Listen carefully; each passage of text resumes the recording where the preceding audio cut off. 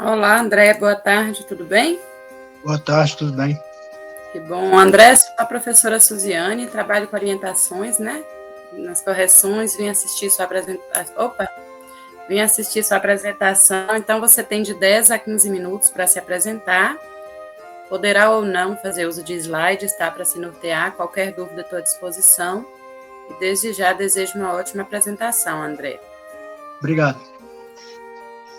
Então, quero fazer uma introdução, eu quero primeiro cumprimentar a todos, né, que estão acompanhando aqui, e agradeço de coração de estar sendo prestigiado.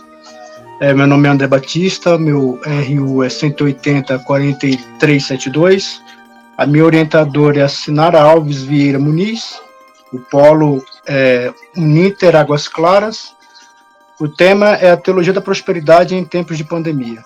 Então, eu vi um problema que são as consequências, né, da teologia da prosperidade em meio à pandemia, né, o problema que ela acarreta, né, de trazer más informações. O objetivo é mostrar os erros teológicos, né, através dessa teologia e trazer uma certa conscientização a respeito dos malefícios que a mesma traz. Eu levantei o objetivo, a hipótese que eu levanto é: será que realmente precisa de riqueza para que o Deus Todo-Poderoso possa se fazer presente na sua história?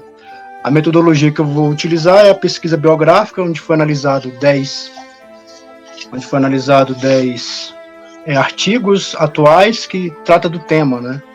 Então, primeiro, entender que a pandemia foi um momento muito difícil, muito complicado na vida do ser humano, e o ponto principal é a fragilidade que isso representa, uma vez que as pessoas estavam morrendo de forma terrível, e, além disso, acarretou outros problemas, como problemas financeiros, onde pessoas tiveram que ficar isoladas. Isso afetou demais a economia do país, e tantas pessoas tiveram grande sofrimento a respeito disso, e também outros problemas também que somaram, como, por exemplo, o aumento da violência feminina, o aumento de violência contra a criança, né? Então, tudo isso traz uma grande fragilidade. As pessoas querem resposta, elas procuram um alento, procuram alguma coisa que possa dar um norte. E aí vem, através dessa pesquisa, né, se constatou que muitos vão atrás de Deus nos caminhos errados, buscando essa teologia que acaba sendo algo maléfico, porque traz grandes implicações na vida das pessoas. Primeiro, vou dizer o que é a teologia da prosperidade, né? É um viés teológico, é um olhar equivocado de más interpretações de texto. Então, ele parte de dois princípios. O primeiro princípio é que Jesus conquistou tudo na cruz, né? Então, uma vez que ele conquistou tudo na cruz, Deus é o dono do ouro e da prata, ele conquistou tudo na cruz, logo você também, que é filho de Deus, você tem direito a tudo isso. Porém, você não tem acesso a isso, né? Apesar de ter sido liberado, para você ter acesso a isso, você precisa de uma ferramenta chamada fé. E essa fé, ela só pode ser demonstrada através de sacrifícios, que na sua maioria das vezes requer dinheiro. Um outro viés também dessa visão equivocada teológica é a confissão de fé.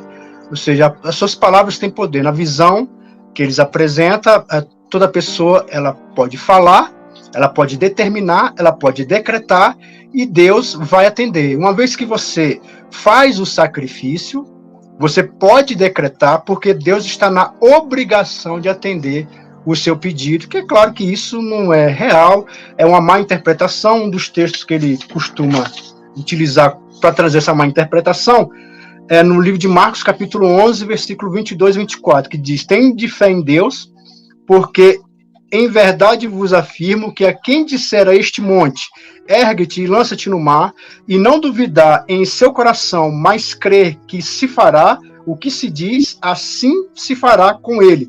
Por isso vos digo que tudo quanto em oração pedides e credes que receberá, será assim convosco." Então, aqui um texto que é mal interpretado. Por que ele é mal interpretado? Porque quando a Bíblia ela trata de um assunto, por exemplo, se ela vai falar de cura, ela não fala em um versículo, ela fala em vários. Então você pega vários textos e aí você constrói o entendimento que a Bíblia te apresenta. E aqui não é o que acontece. Eles alçam alguns textos da Bíblia, alguns versículos, e usam uma nova leitura. Eles usam um óculos para fazer uma nova leitura daquilo a qual eles estão apresentando. E dentro disso, todo o texto que eles vão passar a ler agora vai ser dentro dessa ótica, que de fato Deus ele só está presente na sua vida se você mostra prosperidade.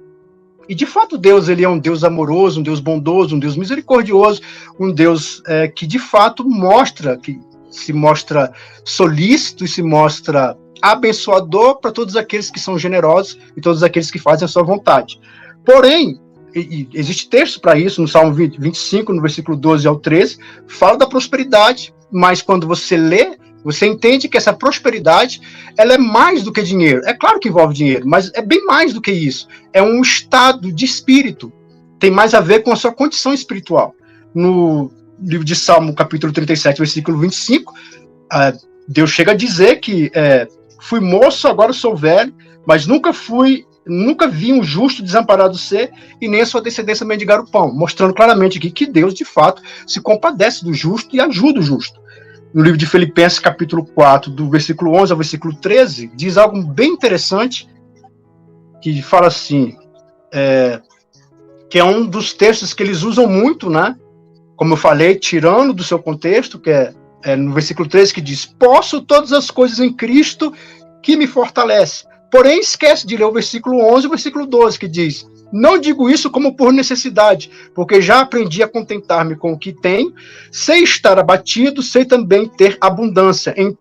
De todas as maneiras, em todas as coisas, estou instruído, tanto a ter fartura como a ter fome, tanto a ter abundância como a padecer necessidade. Posso todas as coisas naquele que me fortalece. Então, a conclusão que ele faz, esse posso todas as coisas que me fortalecem, na verdade é eu suporto, eu aguento. Esse é o sentido do texto. E aí esse é o ponto que você vai ver nessa teologia. São vários textos tirados e dando uma nova interpretação, uma nova leitura. E trazendo assim confusão, e a pesquisa constatou que muitos sofrem por causa disso, porque eles esperam receber de Deus, estão buscando isso para si próprio, mas uma vez que parece que há uma negativa do céu, então logo alguns vão por um lado, que está completamente triste e abatido e desistindo de Deus e tudo aquilo que é espiritual, e tem aqueles que vão para o fanatismo, que é uma coisa que a gente viu bem, por exemplo, na política brasileira, onde a gente viu a fake news, que é justamente isso, uma falsa informação. E quando você pega falsas informações, você vai ter atitudes erradas.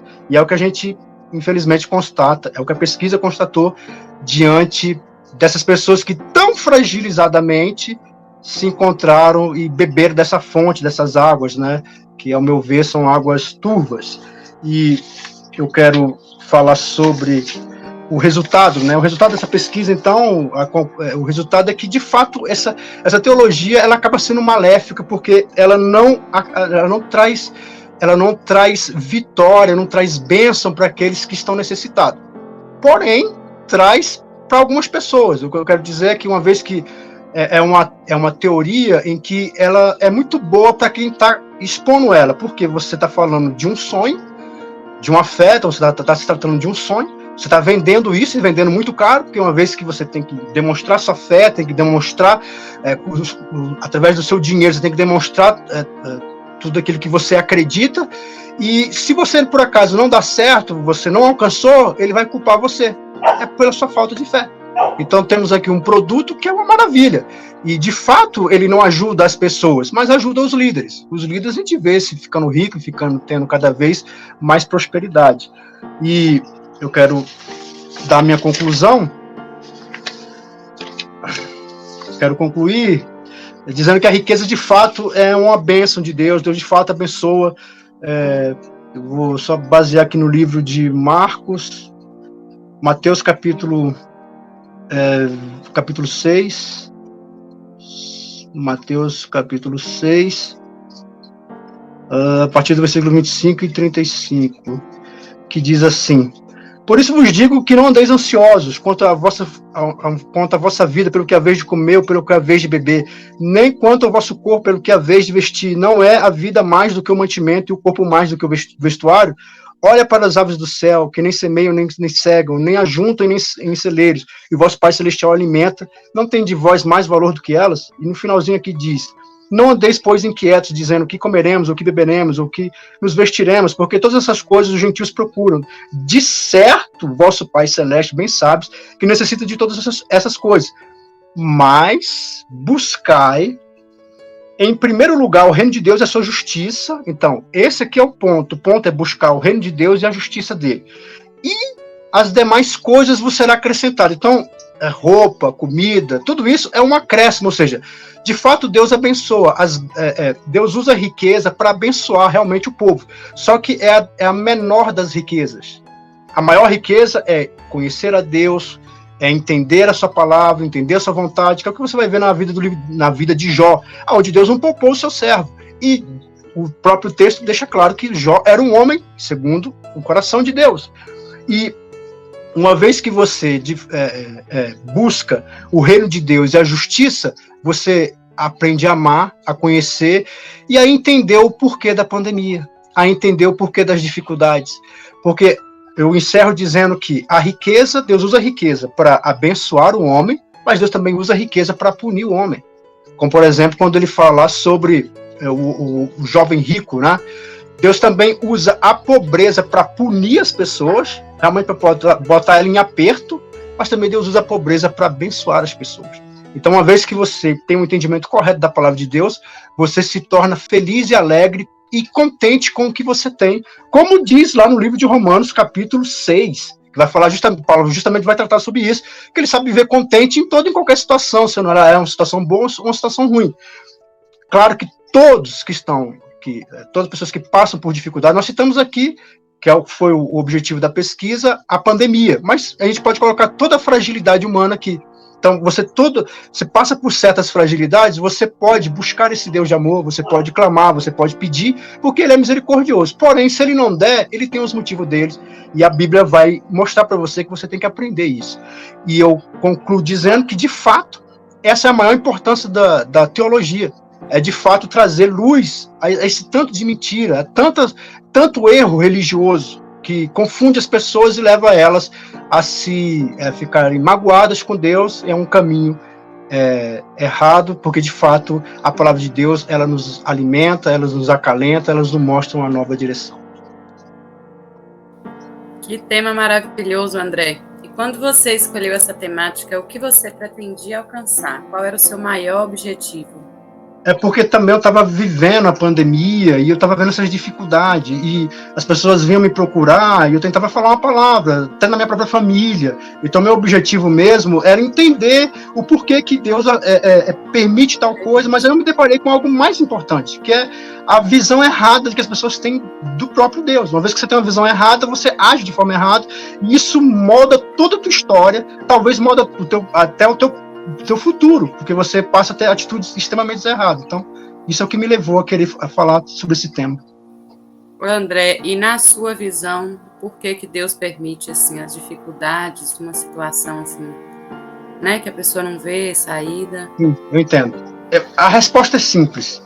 É porque, na verdade, se Deus te der tudo de bom, Deus te dá amor, um marido maravilhoso, Deus te dá uma casa, essas coisas, ela não fala profundamente. A gente fica muito feliz, muito alegre, mas elas não calam profundamente no seu coração. Mas sabe o que cala no teu coração? É você passar por grande dificuldade. Eu passar por uma grande dificuldade financeira terrível e ainda assim estar feliz com Deus. Ninguém entende isso, porque quando você está passando por uma grande dificuldade, o que você conclui? Que agora eu vou ficar triste, alguma coisa está acontecendo, Deus me odeia, mas ao invés disso você fica feliz, alegre. Então, esse é o gostoso do cristianismo, né? Porque ele te mostra a verdade, que a nossa vida não depende de nada, a sua vida depende de você mesmo. Muito bom, André, parabéns, tá, pela temática, pela forma que você abordou o assunto, pontuou Obrigado. Muito bem, o seu trabalho está completo, né? Compõe toda a estrutura de um trabalho científico, manteve uma ótima postura durante a apresentação. demonstrou conhecimento e domínio do tema, respeitou o tempo, fez relação da teoria com a prática. Enfim, André, os objetivos propostos foram alcançados e você foi aprovado com a nota 100, tá? Parabéns, muito sucesso e que Deus continue aí te abençoando. Tudo de bom para você. Obrigado, obrigado. Muito obrigado. Agradeço. Foi uma honra, tá? Tudo de bom. Tchau, tchau e uma ótima noite. Obrigado. Boa noite.